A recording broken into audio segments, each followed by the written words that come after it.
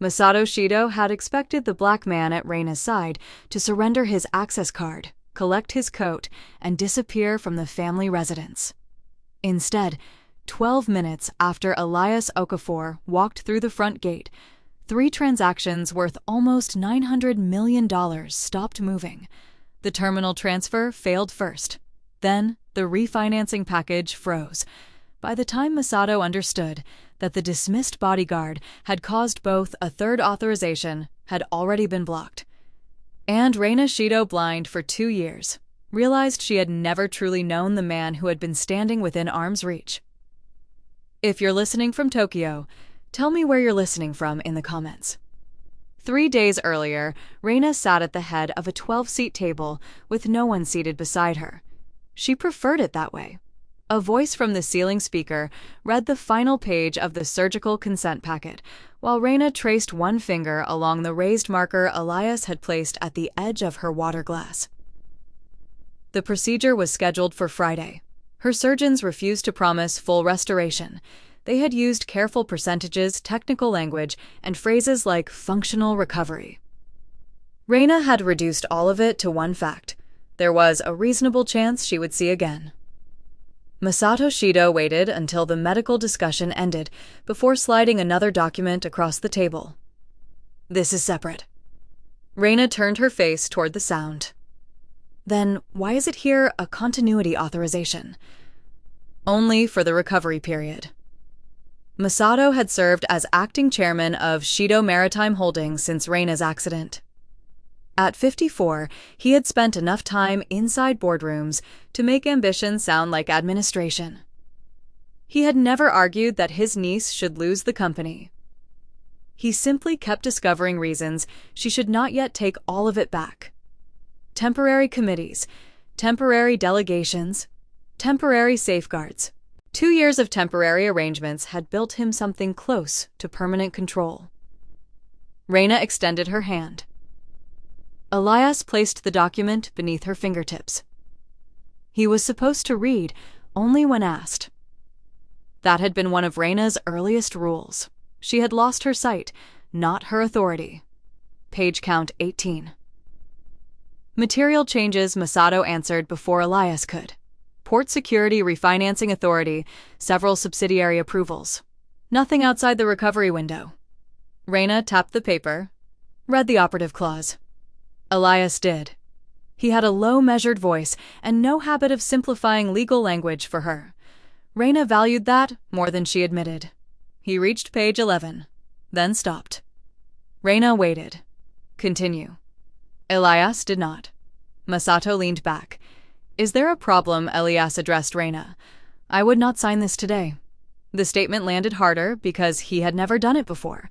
For 2 years, Elias had guided her through unfamiliar buildings, screened people before they entered private rooms, described exits, tracked threats, and remained outside decisions that belonged to her. He did not tell her what to approve. He did not tell her whom to trust. He certainly did not interfere with Shido governance. Reina turned toward him. That wasn't the question. No, then read. Masato watched them. Elias continued through the clause.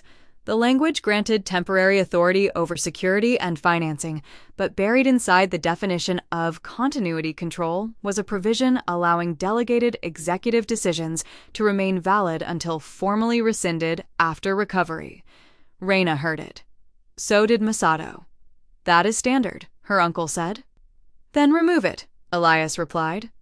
Masato looked at him for several seconds. Reina disliked the exchange immediately, not because Elias was necessarily wrong, because she knew what other people would see.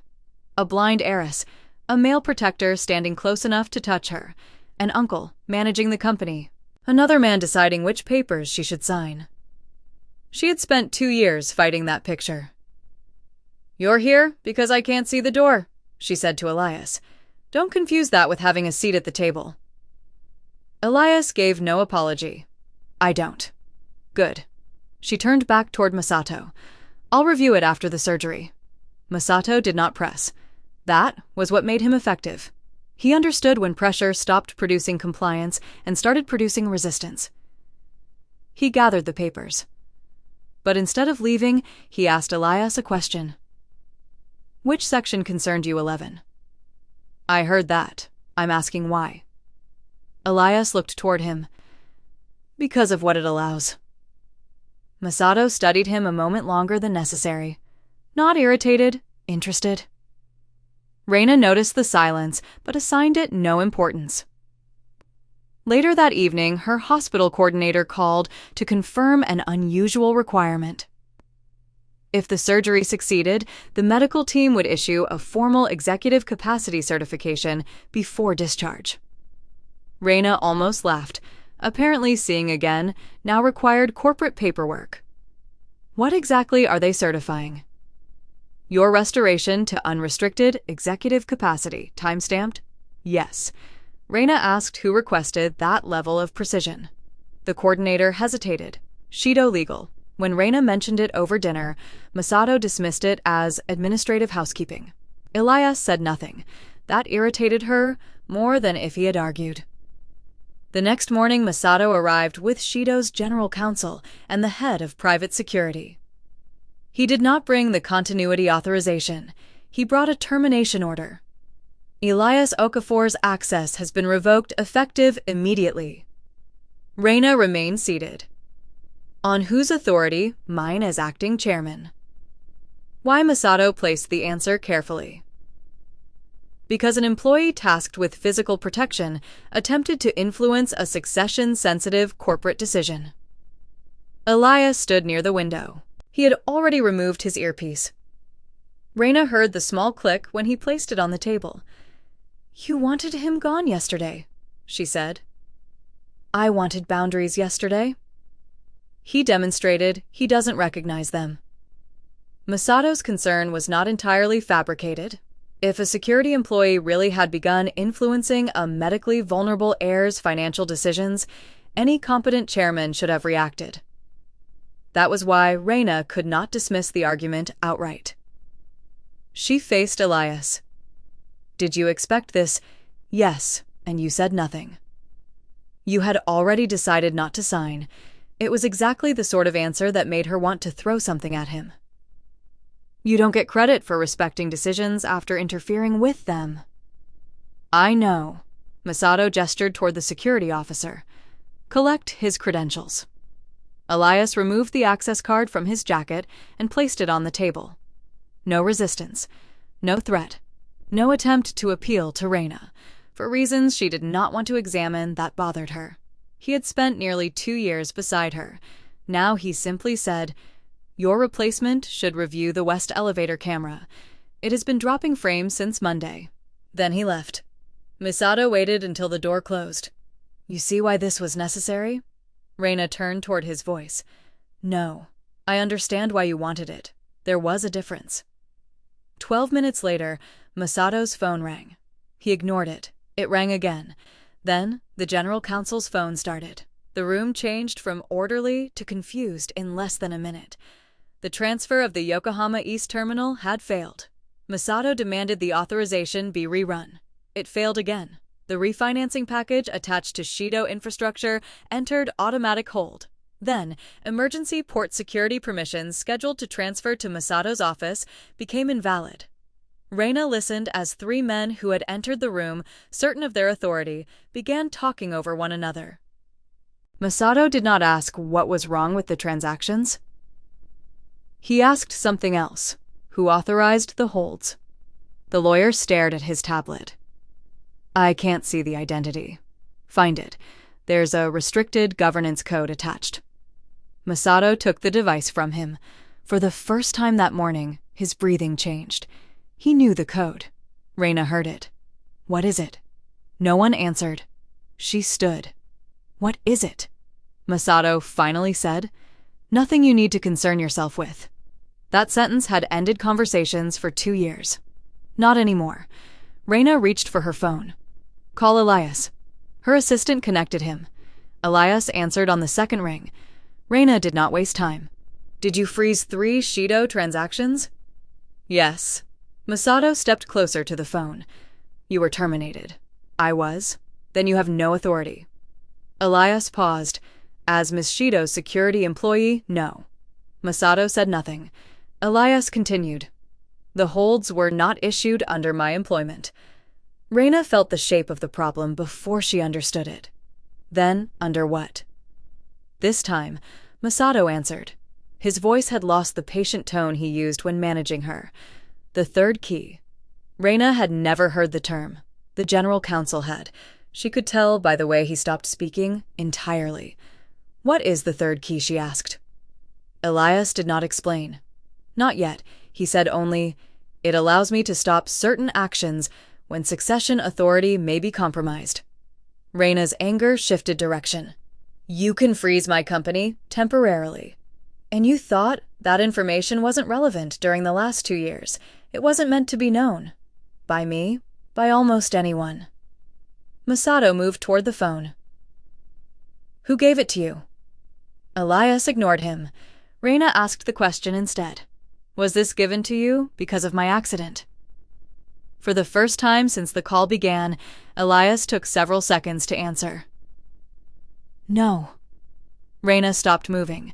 When I already held it before the garage fire, the room had begun with a simple dispute over whether a bodyguard had exceeded his position.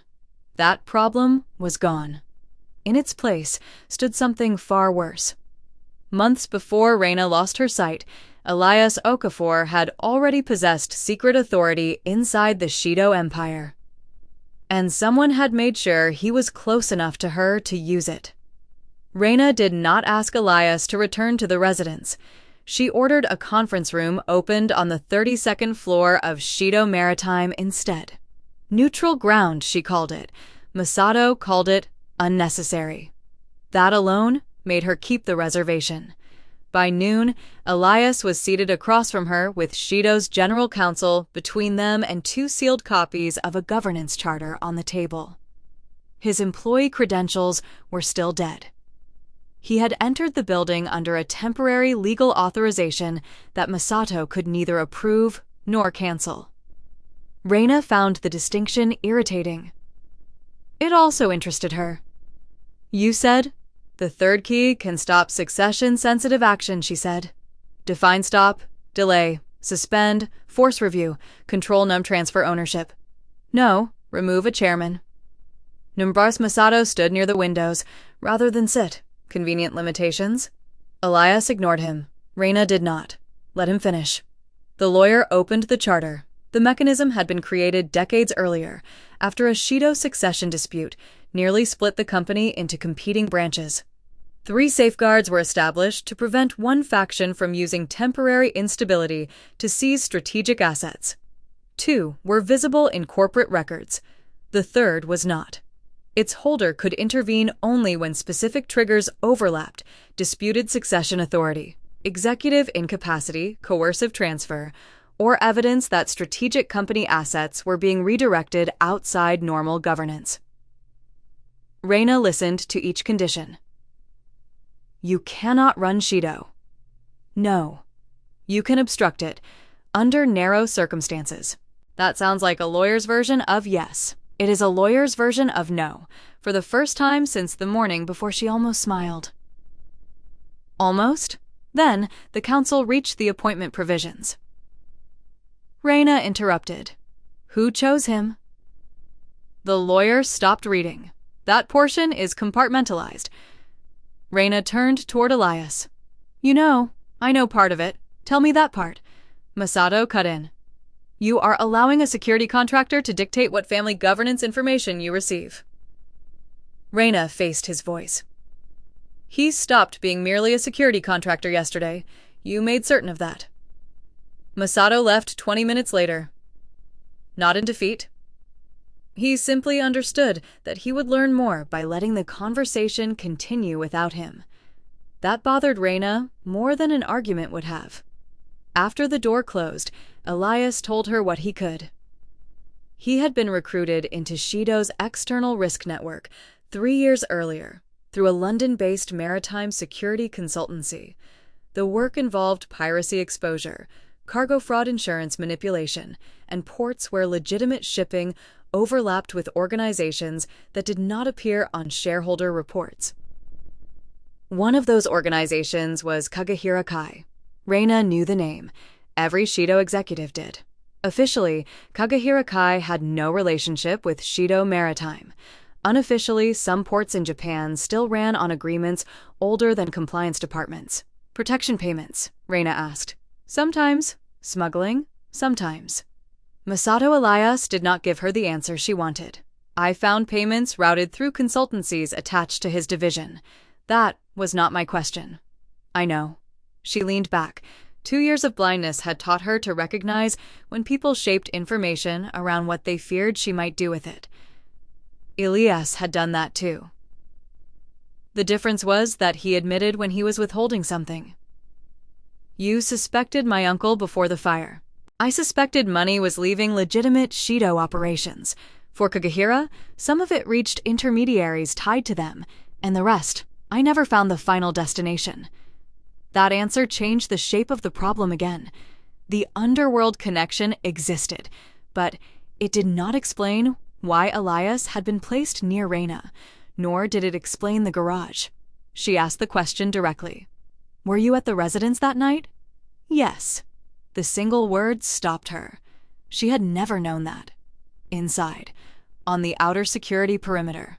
Why I was tracing an access anomaly linked to one of the insurance accounts, and then the garage caught fire. Yes. Accident? Elias took longer this time? I don't believe so. Reina's hand left the table. For 2 years, she had allowed doctors, investigators, and family advisors to use the word accident because none of them had produced anything better. Elias had possessed something better, not proof, but doubt. You let me believe it. I let the investigation remain open in my own files. That isn't what I said. No, she stood. He did not move to guide her. That was probably the only reason she did not order him out. She found the edge of the table herself. You stood beside me for 2 years, knowing someone may have done this deliberately. Yes, and you decided I should not know. I decided suspicion without a name would change everything you did, without giving you anything you could act on. That was my decision. Yes. The answer came without defense. It made her angrier because he did not try to disguise the violation as kindness. Before she could respond, Elias's phone vibrated. He checked the screen and placed it face down. What? Nothing relevant. After yesterday, you no longer get to decide that alone. He considered that, then turned the phone toward her out of habit before catching himself. Reina noticed. Read it. A settlement offer. From an intermediary representing Masato. The offer would indemnify Elias against litigation connected to the freezes pay him enough to leave Japan comfortably and bury the third key's identity behind sealed arbitration. The condition was simple. He had to resign the authority voluntarily before Reina's surgery. How long have you had this? Since last night. And your answer, no. Why? Because the terminal transfer is still wrong. Not because of Reina, not because of loyalty, not because he wanted credit for sacrifice, because the transaction remained wrong. That mattered to her more than she expected. Later that afternoon, Elias produced enough transaction records to cause serious damage if leaked selectively. Shell consultancies, duplicated security invoices, insurance premiums paid to companies with Kagehira-linked directors. Reina asked the obvious question. Why not give this to the press? Because it proves concealment. Isn't that enough to embarrass Masato? Yes, to remove him. No. He closed the file. If we use incomplete evidence because we dislike the man it points toward, then we are doing the same thing he is accused of doing, using power first and demanding proof afterward. Reina said nothing for several seconds. Then she took out her phone. There are recordings you should hear. Elias looked at her. Not triumphantly. Carefully. Since the accident, Reina had recorded important internal meetings whenever legal consent allowed it. She had started after discovering that a document read aloud to her 1 week did not match the version archived later. She had told no one outside her immediate staff how extensive the recordings were. Now she gave Elias access to 6 files. Not the archive. 6. You asked me to trust your judgment, she said. This is not that. I know. This is access. It can be withdrawn. I understand. It was the first agreement between them that neither Masato nor the third key had forced. 2 days later, while comparing the charter against Reina's surgical paperwork, Elias stopped at a medical clause. What he read it twice before answering. The third key's expanded authority had not activated merely because Reina was blind. It had activated because her medical status had placed her under restricted executive certification during an unresolved succession period. The distinction was legal, not physical, and it came with an endpoint. Once her doctors certified her as restored to unrestricted executive capacity, Elias's emergency powers would terminate automatically. Reina thought of the hospital coordinator, the exact timestamp, Shido Legal insisting on precision. Then she thought of Masato, who had spent months calling the operation experimental, premature, too dangerous. Last week he had suddenly begun urging her to proceed without delay. Reina turned toward Elias. If the surgery works, I regain everything. Your executive authority, yes. And you lose the third key. Yes. For the first time, the operation no longer looked like a simple division between recovery and risk. Reina had spent 2 years believing Masato feared the day she could see again. Now, she had to consider something worse. He might be waiting for it. In the days before surgery, Reina stopped asking Elias whether Masato wanted her to recover. She began asking what he would gain when she did. That changed the way they worked. The 6 recordings she had given Elias became 23. He listened for names, dates, and financial instructions. Reina listened for something different. Hesitation, repeated phrases, voices that changed when certain accounts were mentioned. She had become good at that because she had needed to. 6 months after losing her sight, an executive assistant once read a shipping agreement aloud to her. Weeks later, Reina asked for the same clause again and heard 3 words that had not been there before. The alteration was legal. The fact that nobody had told her was not. After that, she began recording meetings, not because blindness made her suspicious, because it had taught other people how easy it was to control what reached her. Elias understood immediately. That's why you never let me summarize documents. I wanted the words, even when the words were useless, especially then. He accepted the rebuke. It was one reason she had begun trusting him. He did not confuse being useful with being entitled to decide what she should know. That distinction became harder to maintain 2 nights later. Elias brought her proof that Masato's settlement offer had increased. The money was now large enough to remove Elias from Japan permanently and protect him from most civil claims connected to the third key. You should consider it, Reina said. I did. And no. She turned toward him. Because of the terminal. Partly. Partly is not an answer. He set the offer on the table between them. If I resign now, the blocked transfers resume before your surgery. Masato gains control of the terminal structure while you're under medical certification. And if you stay, he gets another argument. What argument Elias had already founded. Masato's legal team had begun circulating a memorandum among selected Shido directors. The language was careful. It did not accuse Elias of theft. It accused him of influence. A private security specialist had obtained extraordinary access to a visually impaired heir. That same specialist possessed secret governance authority.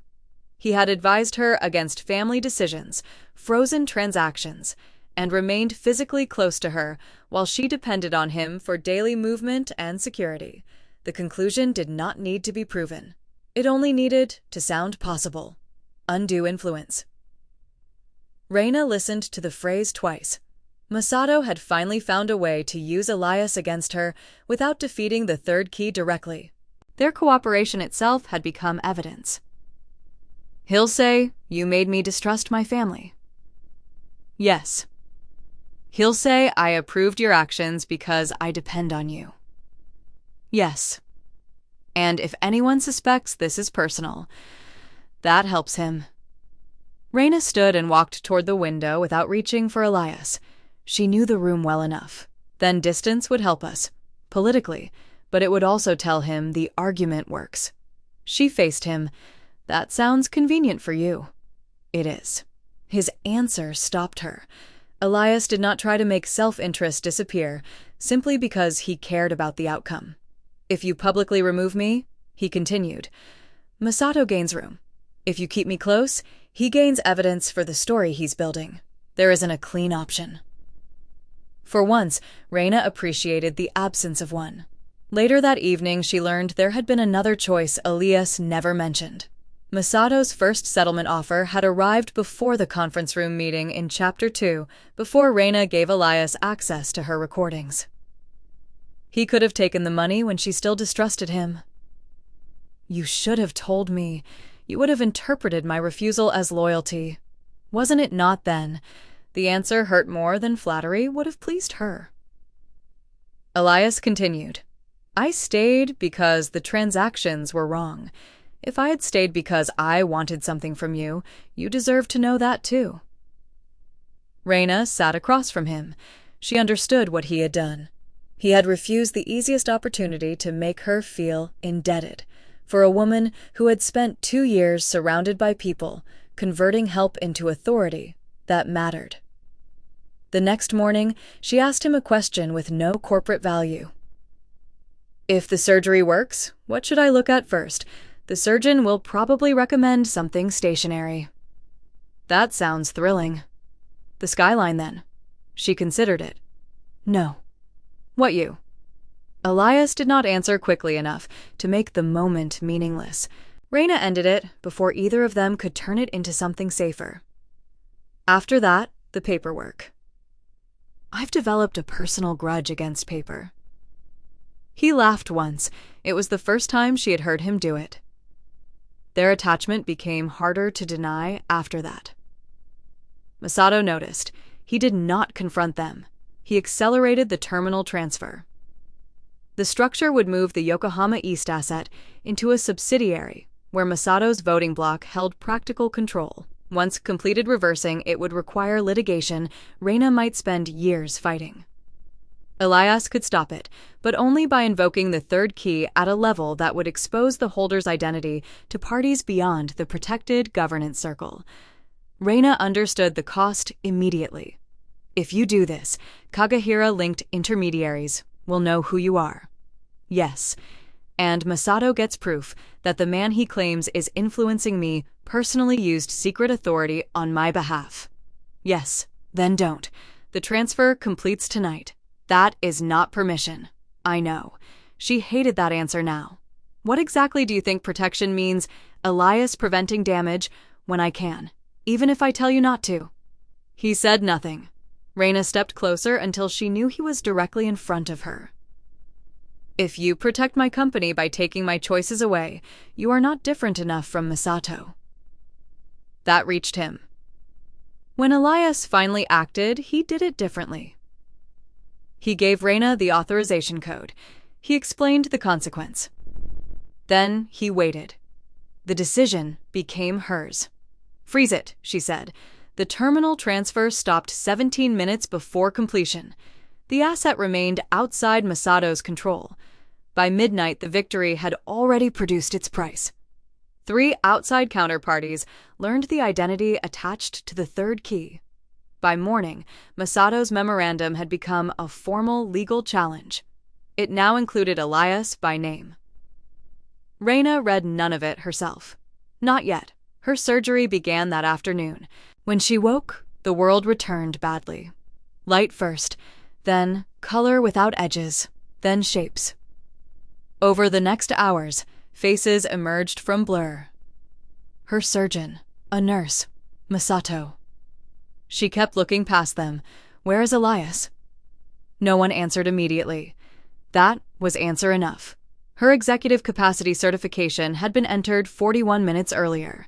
At the exact moment it became effective, Elias's third key authority terminated. His security access was gone. His apartment had been cleared. His phone no longer connected. Masato stood near the foot of the bed. You should consider what that means. For several hours, Reina did.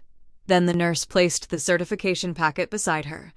Reina picked it up with hands still unsteady from medication. For the first time in 2 years, she read a Shido document with her own eyes. Near the authorization line sat a small red mark. She had seen the same mark before surgery. On scanned contracts, Elias repeatedly told her not to sign. All of them had passed through Masato's legal office. Reina looked at the timestamp again. Elias had not simply vanished after she recovered. Someone had built a system in which her recovery and his loss of power happened at the same legal instant. She stopped asking why Elias had left. She began asking who had needed him powerless the moment she could finally see. Masato moved before Reina left the hospital. By the time her doctors cleared her to return home, an emergency succession meeting had been scheduled for the following morning. Directors, financing partners, senior family representatives, and 2 advisors whose companies had long-standing ties to Kagehira Kai were already being called back to Tokyo. The accusation was prepared more carefully than any attack Masato had made before. Elias Okafor had held secret authority over Shido assets. Reina had depended on him physically while blind. He had advised her against family decisions. He had frozen transactions worth hundreds of millions. Their relationship had become personal. Then, at the exact moment Reina regained unrestricted executive status and Elias lost his protected authority, he disappeared. Masato did not need to prove that Elias had manipulated her. He needed enough directors to fear that he might have. Reina understood the strategy immediately. If she defended Elias emotionally, Masato would use it as evidence. If she abandoned him, Masato would reopen every transaction Elias had stopped.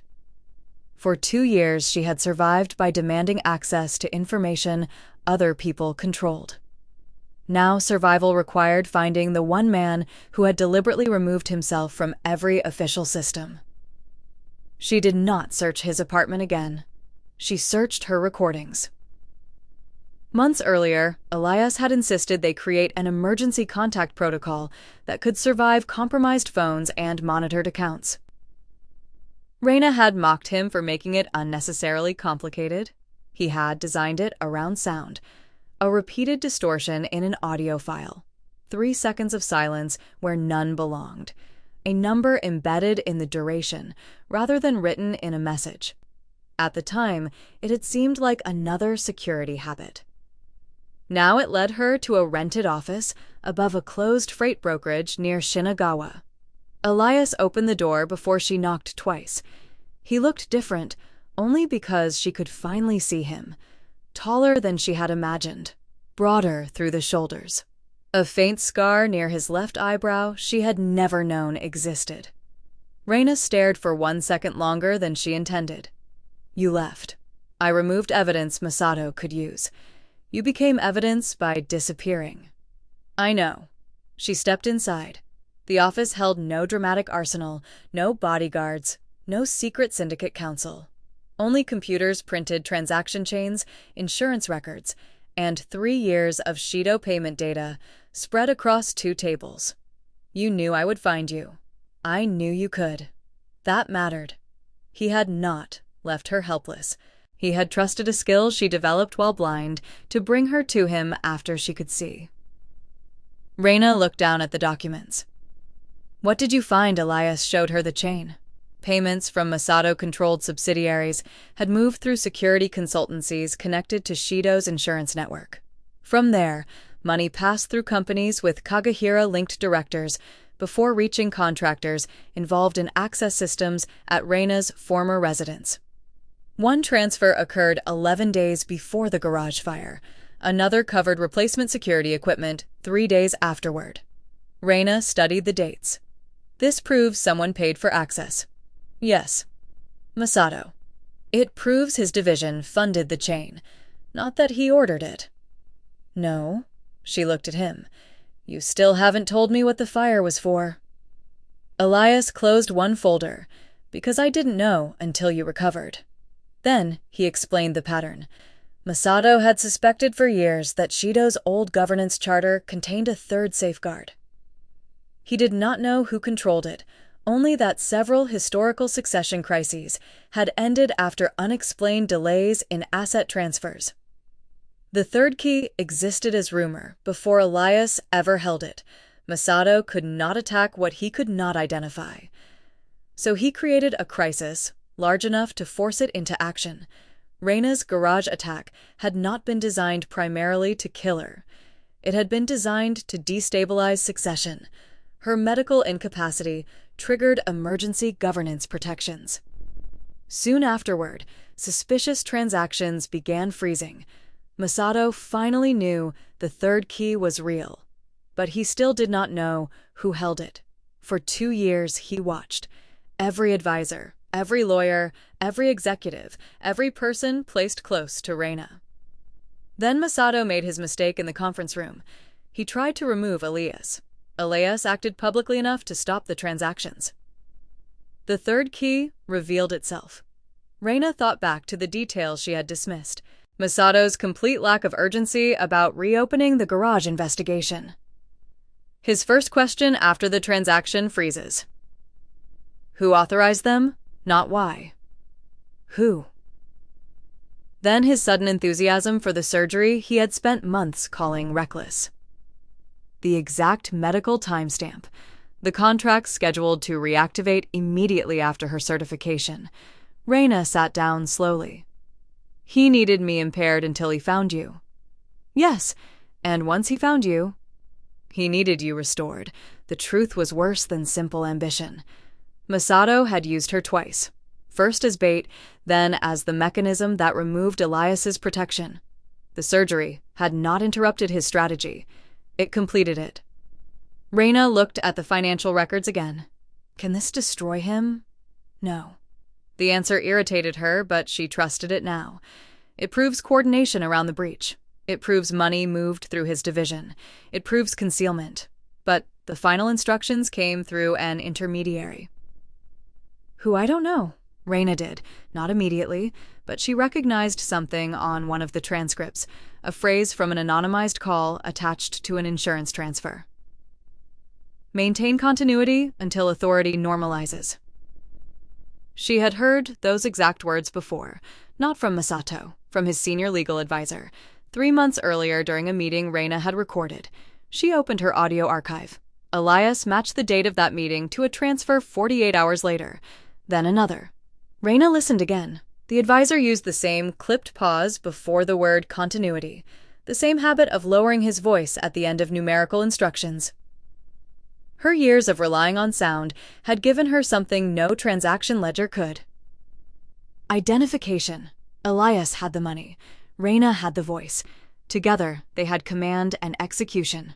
The succession meeting began at 9 the next morning. Masato presented first. His argument was precise and almost persuasive. Elias had exercised hidden power while Reina was medically vulnerable. Their personal attachment compromised every decision. Masato even offered Reina an escape. Disavow Elias. Allow independent review of the freezes. Preserve the company. Elias had an escape too. He possessed recordings, proving Reina understood many of his actions. Publishing them would protect him. But those recordings also contained private conversations, strategic weaknesses, and moments Masato could weaponize against her. Elias did not release them. Instead, Reina placed her own selected recordings into the meeting record. Then, Elias presented the transaction chain. One without the other would have been incomplete. Together, they closed the gap. The legal advisor's voice matched instructions preceding multiple transfers.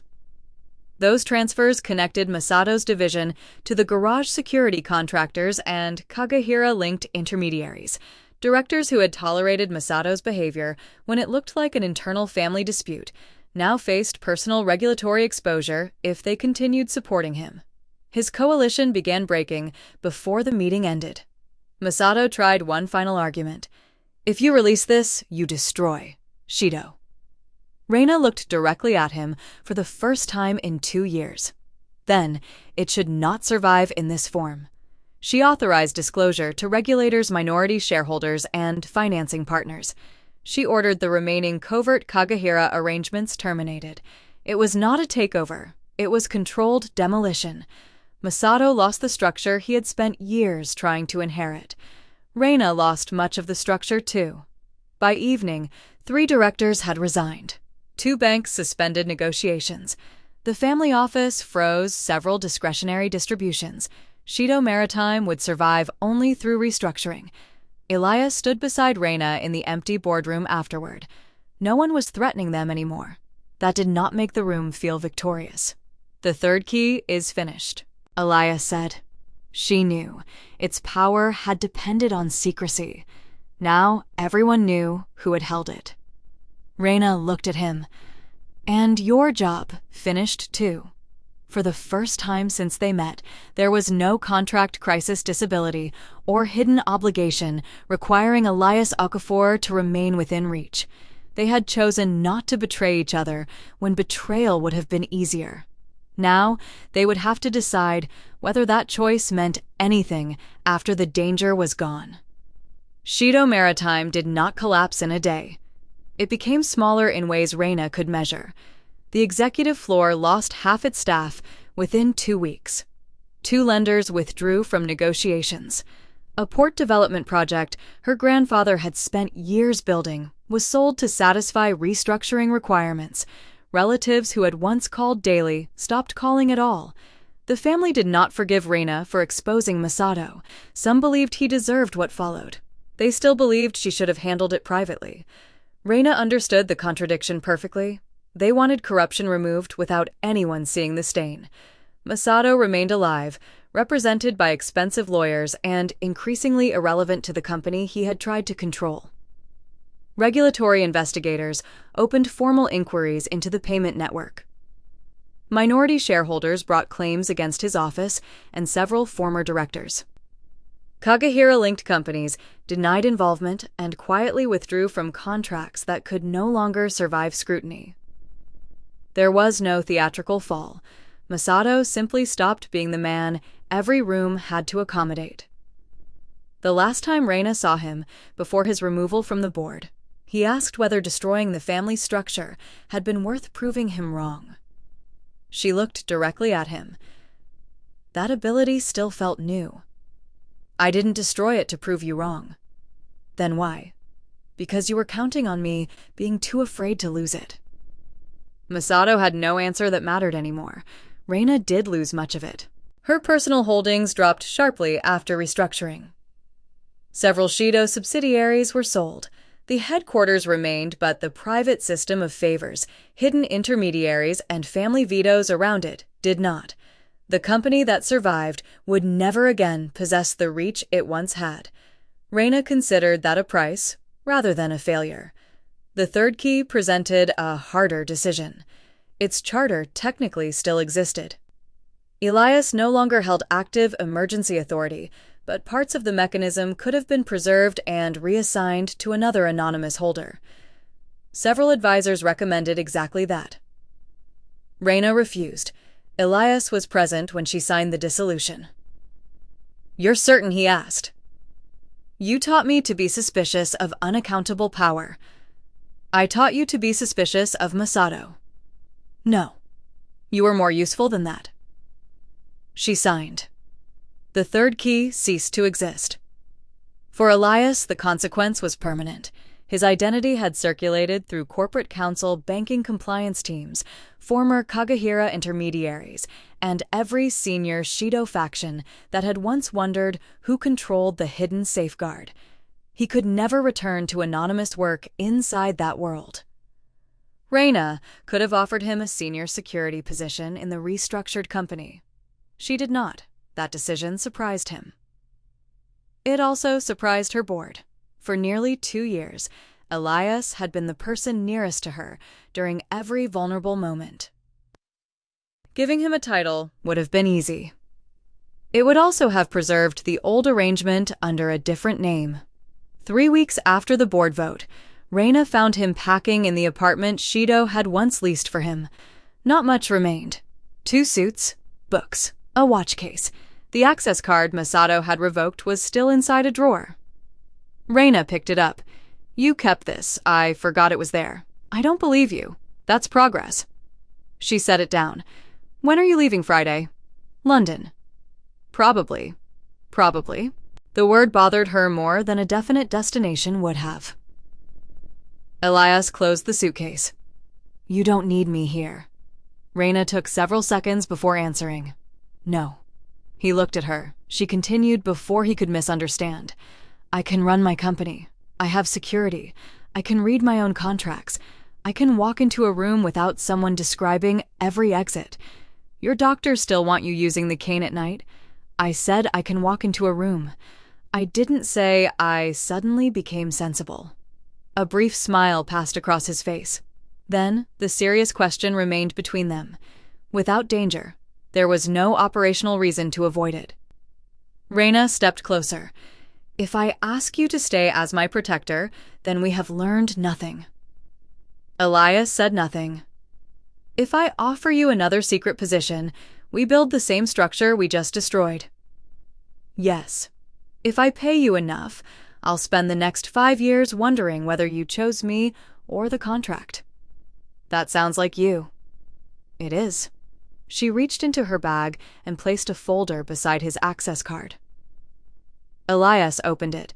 It was not an employment agreement. It was a minority partnership proposal in the maritime risk company Reina was building from the legitimate parts of Shido's old compliance and logistics divisions. No controlling authority, no reporting relationship between them, no security obligation. A financial contribution from Elias would be required if he accepted. You're asking me to invest? I'm asking whether you think the business is good. That's cruel. I've been told I have management potential. He read another page. And if I say no, then you go to London. And you... I continue. That was the part Reina needed him to understand. She would not collapse if he left. She would not punish him. She would not turn dependence into romance merely because dependence had once brought them close. Elias closed the folder. What about us? Reina had prepared answers for regulators, banks, directors, and 3 furious branches of her family. She had not prepared this one, so she gave him the simplest truth she had. I don't want you because I need someone standing behind me. She reached for his hand. I want to know what happens if you stand beside me. He stayed. Not as her employee, not because the third key required it, not because Masato still threatened them. He invested enough money in Reina's new company to make leaving inconvenient and failure expensive. Reina considered that appropriately unromantic. Months later, their office occupied only 2 floors instead of 32. Reina still used the audio archive. Her sight had returned well enough to work normally in daylight, but bright rooms exhausted her, and night remained difficult. She kept the accessibility systems because they were useful, not because she was ashamed of needing them. Every major decision was now stored in written and audio form. No executive could quietly substitute one version for another. The practice born from Reina's fear of having reality rewritten around her became policy. One evening after a negotiation ran late, Reina and Elias walked through the lobby together. He carried no earpiece. She carried a slim cane folded beneath one arm. At the glass doors, Elias glanced automatically at their reflection, checking the street behind them. Reina saw him do it. He noticed her watching. Problem? She asked. Habit? She looked into the glass herself. No one was following them. She could see that now. Still, when they stepped outside, she took his hand. Not because she needed him to find the way, because she had chosen who would walk it with her. Trust survived only when neither of them could force the other to stay. Subscribe and tell me in the comments where you're listening from and what you think really changed them.